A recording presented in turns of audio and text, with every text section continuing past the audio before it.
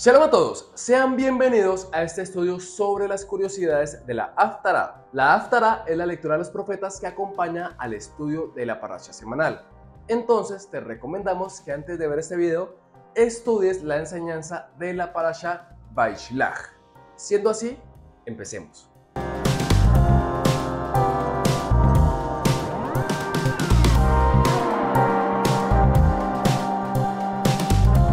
La Haftará de esta semana se encuentra en el libro del profeta Abdías, desde el capítulo 1, verso 1 hasta el verso 21. El profeta Abdías solo tiene un solo capítulo y todo tiene un solo tema, el juicio contra Edom, que es el mismo Esaf, más conocido en español como Esaú. Pero antes de estudiar esta profecía, es necesario saber qué fue de la vida de Esaf, sus descendientes, quiénes fueron. ¿Cuál fue su territorio? ¿Por qué podríamos cargarnos un pueblo o otro de la actualidad sin saber qué estamos hablando? Recuerda las palabras de Yeshua. De lo que sabemos, hablamos. En otra perspectiva, no podemos hablar si no sabemos de qué estamos hablando. Porque normalmente solemos creer que Esaf o Edom es Roma, pero afirmar esto es tajantemente un error, y este error nos lleva a descontextualizar las escrituras en cuanto a este tema se refiere. Así que acompáñennos a este pequeño estudio de la historia de Edom y la repercusión que nos dejaron sus acciones en la actualidad, y cómo esta Haftará tendrá su cumplimiento. Pero antes de ir a este tema, vamos a estudiar con el More Agel la palabra hebrea de la semana. Adelante, More. Muchas gracias, Agel. La palabra hebrea de esta semana es la palabra Edom, que la escribimos con las letras Aleph, Dalet, Vav y Mem Sofit.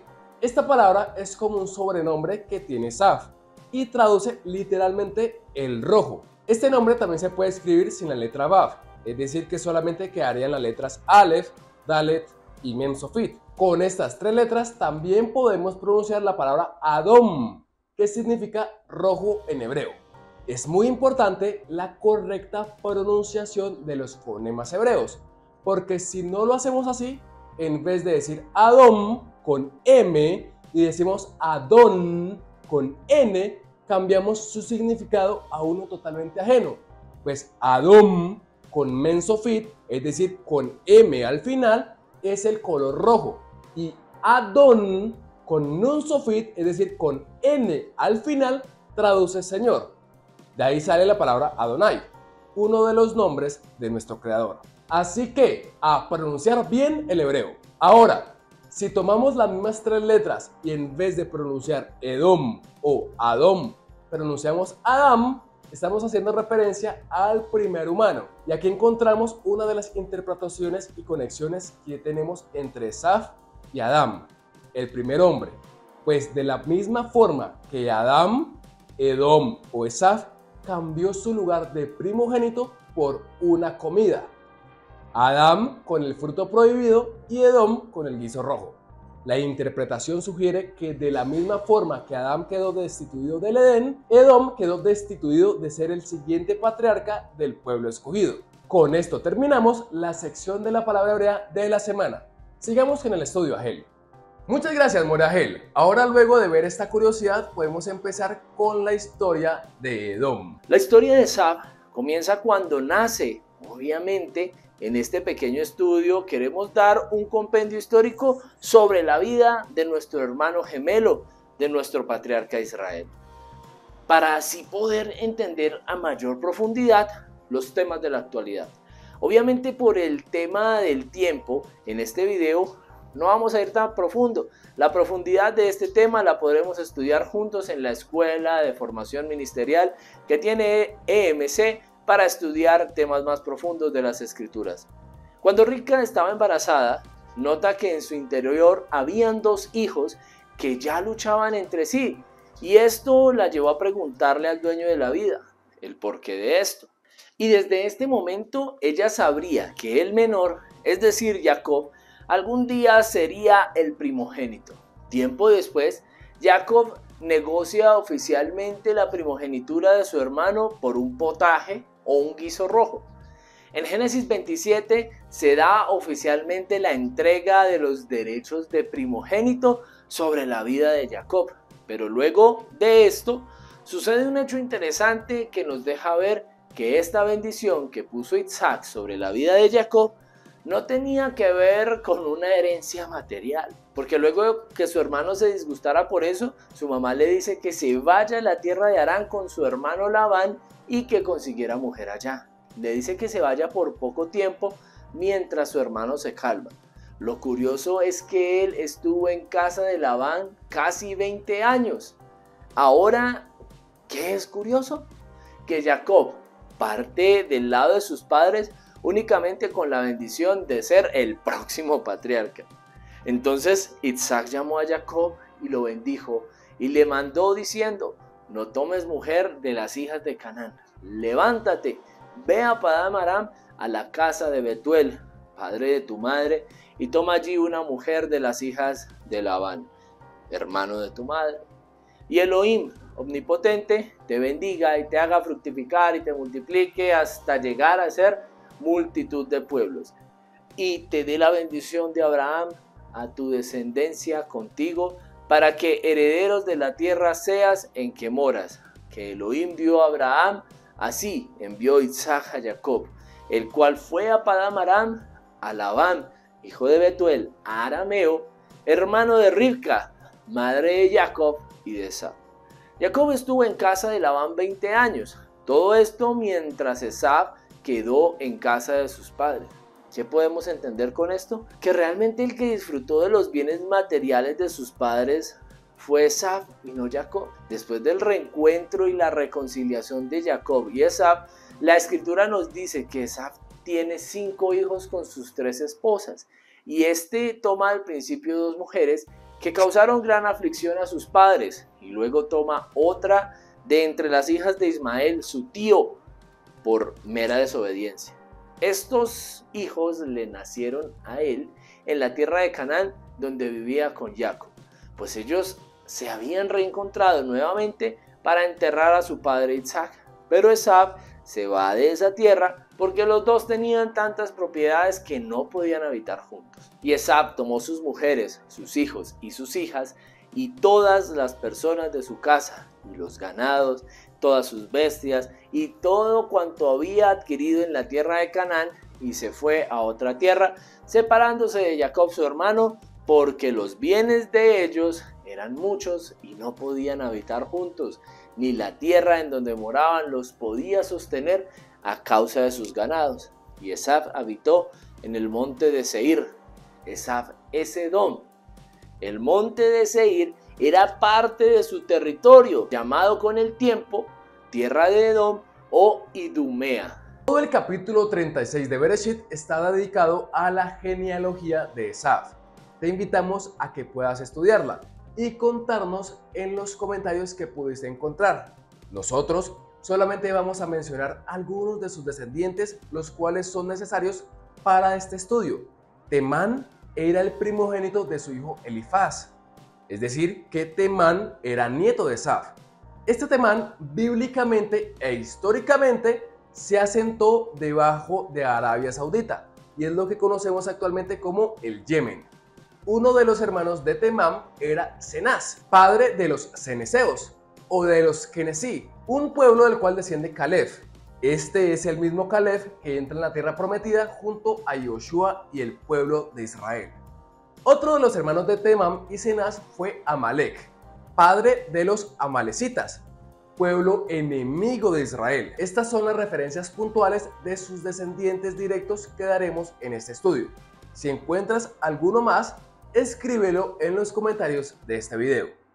Ahora, además de los problemas que Israel tuvo con Amalek en su travesía por el desierto, no hay tantas referencias históricas de los descendientes de Esau hasta el tiempo de los macabeos, pues desde este tiempo hay una serie de eventos históricos que desencadenan una problemática mayor para el pueblo de Israel. Pues en el tiempo de los macabeos estaba sucediendo 2 eventos históricos muy grandes, pero separados uno del otro, que tarde o temprano estaban destinados a encontrarse. Estos son el imperio seleucida helenista y el imperio romano. Cabe aclarar que ya habían pasado casi 2000 años, pues el nacimiento de Jacob y Esaf ocurre aproximadamente en el 1900 antes de la era actual, y el tiempo de los macabeos ocurre en el 164 antes de la era actual. Es decir, que ya Israel había entrado en la tierra prometida, ya había pasado por el tiempo de los jueces y luego de los reyes. El reino se dividió en dos en el tiempo del rey Shlomo. Ya la casa de Israel se había ido a Siria y la casa de Yehuda había ido a Babilonia y ya había regresado. Con ella empezaron a surgir varias corrientes doctrinales, como los fariseos, que eran un movimiento religioso que procuraba el cumplimiento de la Torá; los saduceos, que eran los descendientes del sacerdote Sadoc; y los esenios, que eran una secta que luego se alejó para asentarse junto al Mar de Sal o el Mar Muerto. Estos son conocidos como el movimiento silencioso, pues no se supo nada de ellos hasta el descubrimiento de los rollos del Qumran. Con la llegada del imperio seleucida a Israel y a Idumea, que es la tierra de Edom, estos lograron helenizar a la población, prohibiendo la circuncisión y la lectura de la Torá a los israelitas. De aquí viene la costumbre de leer la Haftará. Estos a su vez prohibieron todo tipo de culto a los idumeos. Con el pasar del tiempo, los idumeos vuelcan todo su sistema de creencia y se helenizan del todo, mientras que en Israel se levantan los macabeos, quienes luchan por restaurar la Torá y lo logran. De esta manera se levanta fuertemente el imperio hasmoneo, liderado por Juan Hircano, hijo de Shimón, el último de los macabeos. Los macabeos eran de la tribu de Leví, asimilada a Judá, por eso se les suele llamar judíos.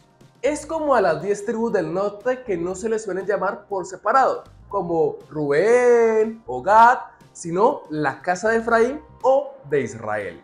Cuando Antíoco muere, los hasmoneos, liderados por Juan Hircano, hijo de Simón Macabeo, se puso en marcha y conquistó posiciones estratégicas como Madaba, Saquem, Edom, Bet-Shean y Samaria.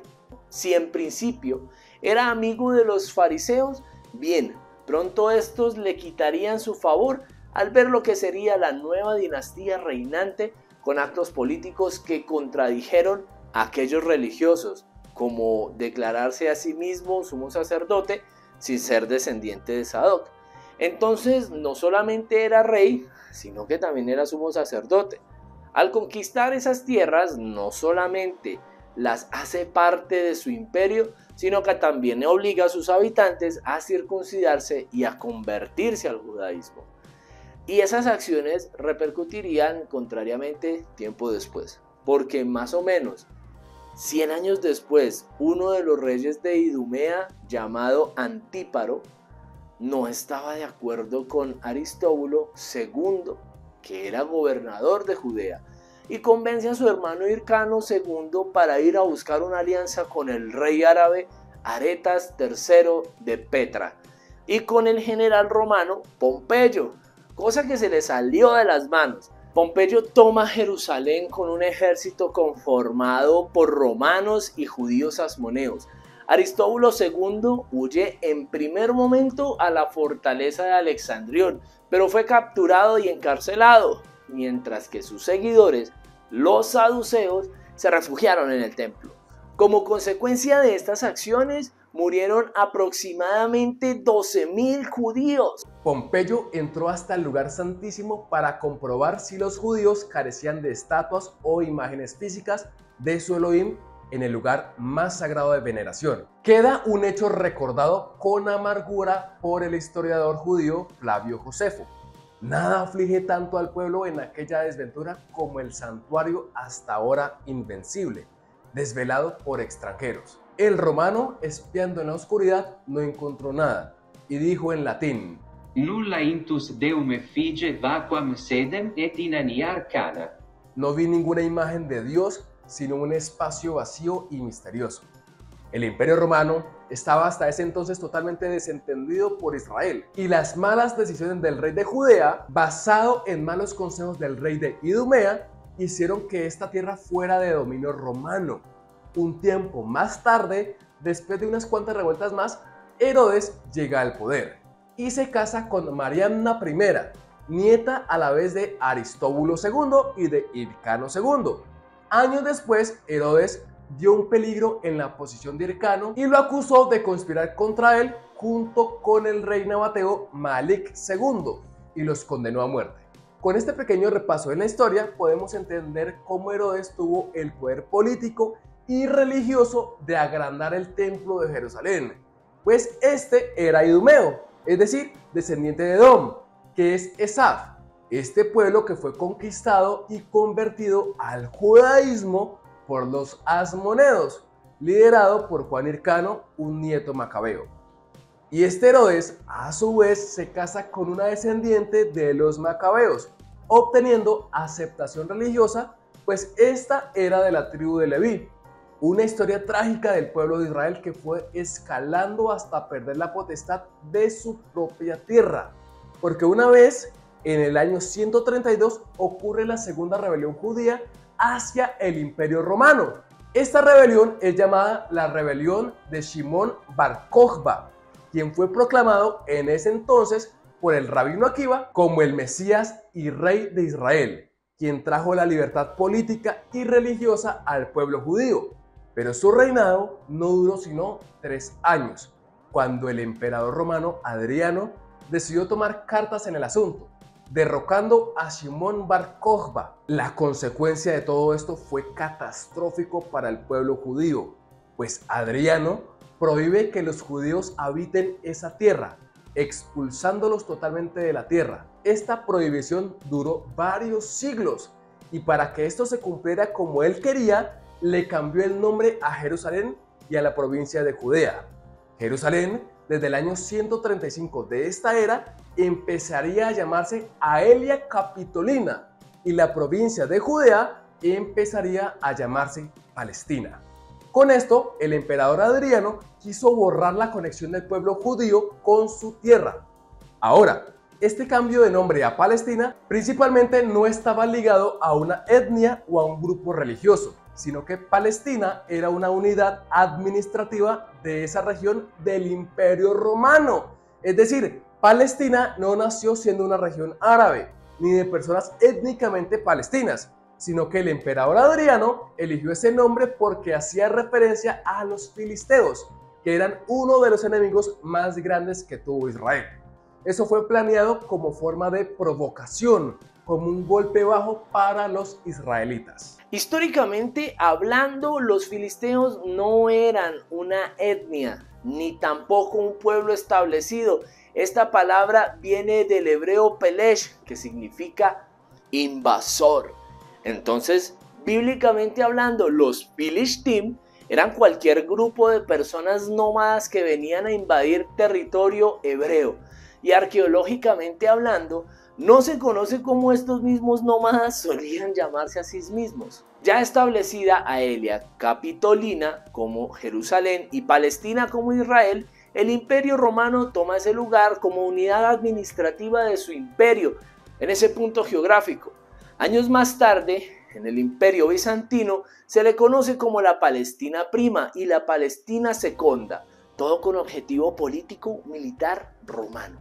Años más tarde, la caída del Imperio Romano y el surgimiento del Imperio Islámico, Jerusalén es renombrada en el 683 por el califa Umar como el Beit al-Maqdis, que en árabe traduce la casa de la santidad, que viene del hebreo Beit HaMikdash, haciendo referencia al templo de Jerusalén.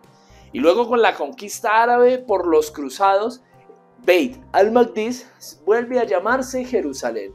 Pero el país sigue llamando Palestina hasta el año 1948, en donde la ONU reconoce al Estado de Israel. Ahora, ¿qué tiene que ver la Haftará de esta semana con todo esto? Que la Haftará de esta semana está profetizando la caída de Edom.